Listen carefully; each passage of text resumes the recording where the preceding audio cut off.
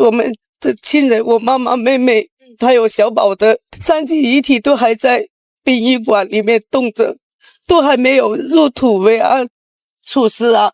他们怎么说？反正他们家不会管这个凶手的死活了，不可能赔任何一分钱财给我们家3条人命。你死1万次、1000次，你都赔不起。不要你的钱财，我就要他法律重判他死刑。大家好，我是小薇，欢迎来到小薇说案。在这里，我们聚焦中国热点案件和重大刑事案件，用故事讲述案件，用细节还原真相。小薇说案，让每个故事都有答案。二宝今天会叫妈妈了，可他永远等不到妈妈的回应了。2025年8月18日，湛江市中级人民法院外，何先生的指节因用力攥着妻子潇潇那缕被砍断的头发而泛白，声音嘶哑的像被砂纸磨过。5个月前的那个春夜，一场毫无征兆的无妄之灾，把这个原本满是欢声笑语的家庭砸得支离破碎，而一场围绕精神病与死刑的激烈博弈，才刚刚在众人的目光里拉开序幕。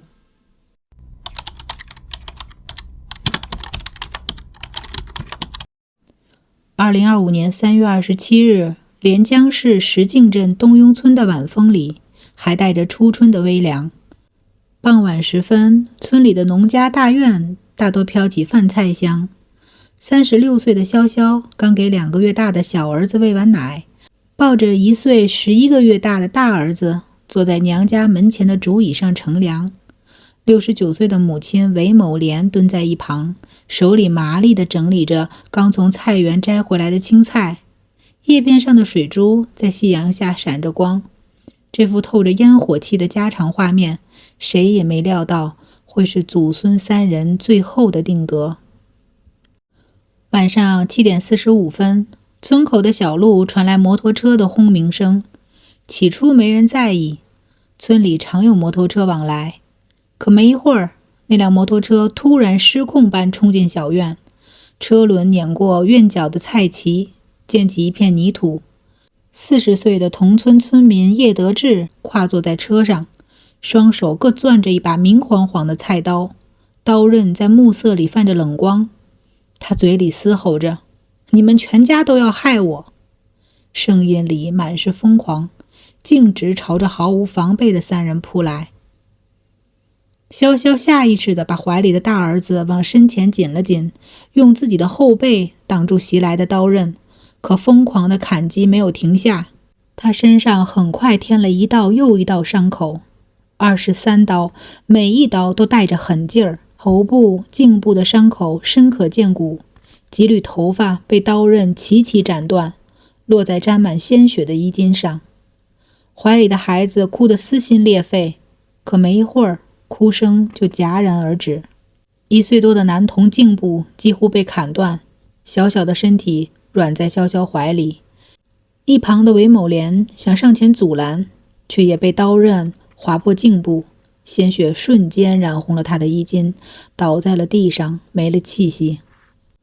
短短几分钟，原本充满生机的小院就变成了人间炼狱。3条生命倒在血泊中，鲜血顺着门槛流到院外的泥土里。里屋的床上，2个月大的小儿子还在熟睡，或许是哭声被掩盖，或许是凶手没留意，这个襁褓中的婴儿成了这个家庭唯一的幸存者。更让人不寒而栗的是，行凶后的叶德志没有丝毫慌乱，反而站在门口冷笑，直到远处传来村民手电筒的光束，他才慢悠悠地骑上摩托车，沿着来时的路从容地逃离。事后他还特意联系父亲，让父亲把作案的2把菜刀扔进村边的鱼塘，试图销毁证据。而他的父亲也因涉嫌毁灭证据罪被警方依法刑事拘留。谁也想不通，这场灭门惨案的动机竟荒诞到让人窒息。被抓后，叶德志说自己总臆想潇潇的哥哥用毒气害他，连自己汽车出故障也觉得是对方在背后搞鬼。可在村民眼里，这理由简直离谱。叶家跟潇潇家距离不过300米，是住了40年的老邻居，平日里没红过一次脸。叶德志还和潇潇的三哥是小学同学，小时候常一起在村里的田埂上跑着玩。这样的仇恨让受害者家属和村民们根本无法接受。打回家的时候是凌晨啊，那天晚上凌晨，那时候回来就剩下我爸一个人在这里，我妈他们，我妈、我妹、我外甥，都是一个村上的，离我们家就200-300米。他比我们小2岁嘛，没有什么过节的，这几年都没跟他玩过。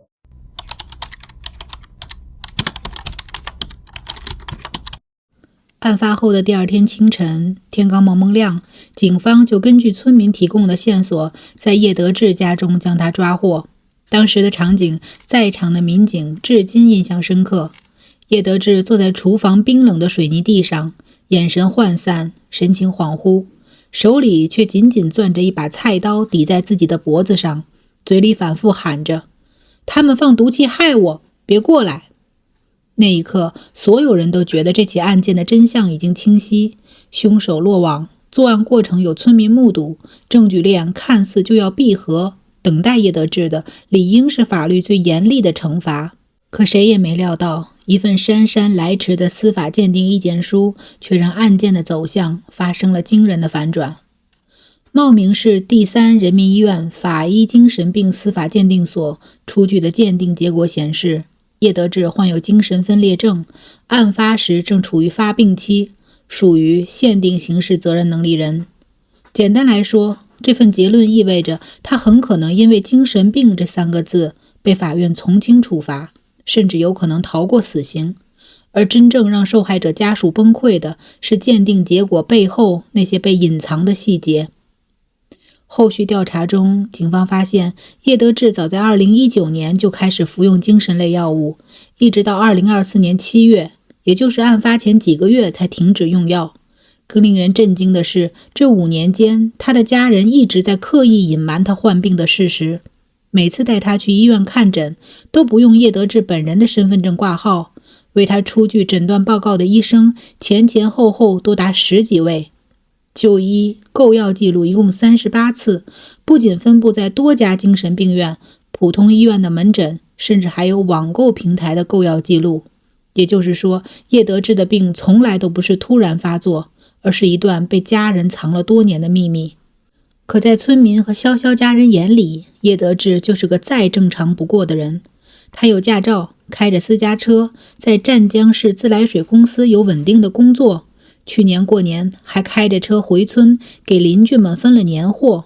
我们全村人都能作证，他哪像个精神病人，平时见了面还会打招呼，朋友圈里跟正常人一样发工地照片，吐槽堵车，还会给我们点赞评论。潇潇的姐姐情绪激动地拿出手机，翻出叶德志的朋友圈给记者看，屏幕上的内容和普通人的社交动态没有任何区别。村里的几十位村民还联名写了证明，说案发前几个月，叶德志言行举止都很正常，从没出现过胡言乱语、举止怪异的情况。大家也是案发后才知道他有精神病。这份鉴定结果一出，立刻在当地引起了轩然大波。更关键的是，叶德志的作案过程处处透着逻辑性和预谋性。提前准备2把菜刀，骑摩托车到潇潇娘家附近踩点，因为没找到潇潇的哥哥，才转而攻击老弱妇孺。行凶后冷静逃离，还不忘让父亲销毁凶器。被抓时，甚至懂得用菜刀抵着脖子和警方对峙。真正的精神病人会记得带2把刀吗？会想到销毁凶器吗？会主动申请做精神鉴定吗？何先生在接受采访时的一连串质问，说出了无数人的疑惑。矛盾就此彻底激化，叶德志的家属拿着那份精神鉴定报告，以他有精神病为由，向法院请求从轻处罚。案发后更是没一个人登门向受害者家属致歉。有记者找到叶家采访时，他们甚至嚣张地说1分钱赔偿都不会给。而受害者家属这边，何先生直接放弃了所有民事赔偿，只求法院能判处叶德志死刑。他红着眼眶说，不火化，不等赔偿，只要死刑，用最决绝的方式为逝去的妻子孩子和岳母讨要公道。这场博弈的核心早已超越了这起个案本身。精神病鉴定会不会被滥用？精神病患者犯罪到底该不该轻判？这些问题成了全社会关注的焦点。我都不相信他有精神疾病，因为他有私家车、有驾驶证这些嘛，一直在外面工作，在湛江。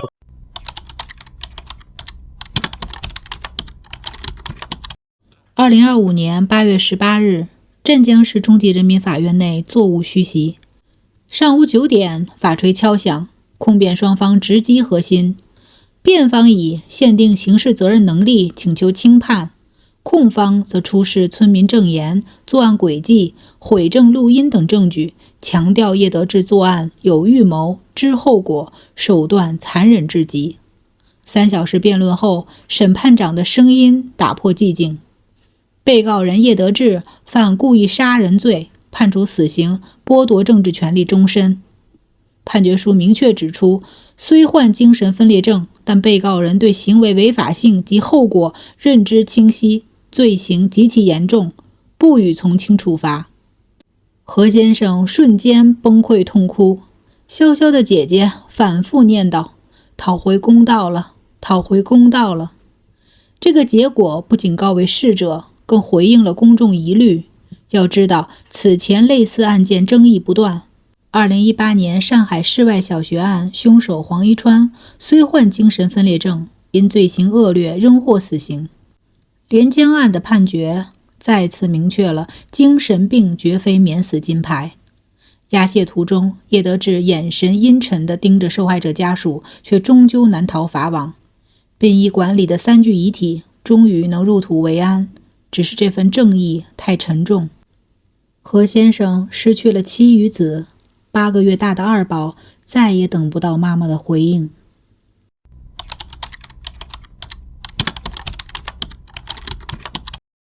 连江案的判决让精神病不是脱罪挡箭牌成为共识，但暴露的问题更值得深思。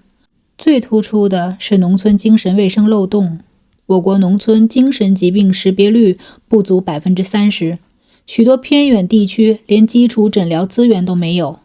叶德志的病情被隐瞒5年，无人干预，正是因为家属怕丢人的心态与基层服务缺失的叠加。一村一心理联络员的设想何时能走出纸面？其次是司法鉴定公信力，精神病鉴定常成为争议焦点。如何引入多方复核，提升透明度，避免一纸鉴定定生死，是司法亟待破解的难题。而叶德志父亲帮其毁证的行为，更警示我们：精神病患者家属若明知风险却不监管，是否该承担更重责任？最后是社会认知偏差，既要反对精神病等于免罪的谬论，也要消除精神病等于危险的偏见。唯有让患者敢就医，家属愿送医，社区能管医，才能从源头防住悲剧。连江案的法锤落下了，可那缕断发，那句未得回应的妈妈，仍在叩问人心。法律用死刑证明精神病能解释成因，却换不来罪责豁免。真正的安全从来不是事后严惩，而是事前防护。完善的精神卫生服务，公正的司法鉴定，理性的社会认知缺一不可。愿这场惨案成为拐点，让精神病鉴定不是杀人许可证深入人心，让每个家庭都能在夜幕中安心相守，再也没有这样的遗憾上演。我是小薇，我们下期再见。感谢大家观看今天的案件解析。如果您喜欢我们的内容，别忘了点赞、订阅小薇说案，打开小铃铛，第一时间获取最新更新。有什么想法或想听的案件，也欢迎在评论区留言，和小薇一起讨论。我们下期再见。